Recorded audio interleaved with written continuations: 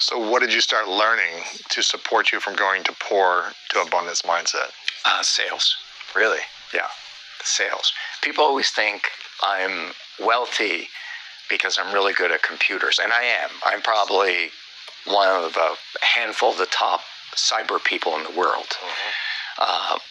But I'm not wealthy because of my knowledge of a task. I'm wealthy because of my knowledge of sales and how to sell what I'm doing to other people. Niliyekuwa namwangalia hapa na ambaye umemwona kwenye video hapo chini anaitwa Robert Herjavec.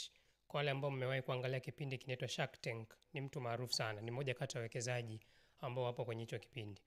Anasema kwamba kinachomfanya au ambacho kimemfanya awe tajiri sio ujuzi au maarifa ya kile kitu ambacho anakifanya, lakini ni ujuzi au maarifa ya kuuza kile ambacho anakifanya. Mimi na wewe ni mashahidi, kuna watu wengi sana mtaani kwetu huku na ujuzi mwingi sana. Yaani utakuta ni fundi moja mzuri sana, mpishi moja mzuri sana, lakini unakuta hana mafanikio ya kifedha ambayo yanaendana na ujuzi wake. Kwa nini? Ni kwa sababu hana ujuzi wa kuuza kile anachokifanya. Robert hapa amesema kwamba kitu cha kwanza ambacho alijifunza ambacho kilimtoa kutoka kwenye umaskini kwenda kwenye utajiri ni maarifa yake ya kuuza, namna ya kuuza. Sio swala tu kuwa na ujuzi, lakini unawezaje kuuza kile kitu ulichonacho, the knowledge of sales. Swala la kujua kitu unachokifanya ni muhimu, lakini kuuza unachokifanya ni muhimu zaidi. Na kwa maneno ya Robert Herjavec amesema kwamba ujuzi wa kuuza alichonacho ndo ambacho kimemfanya awe tajiri.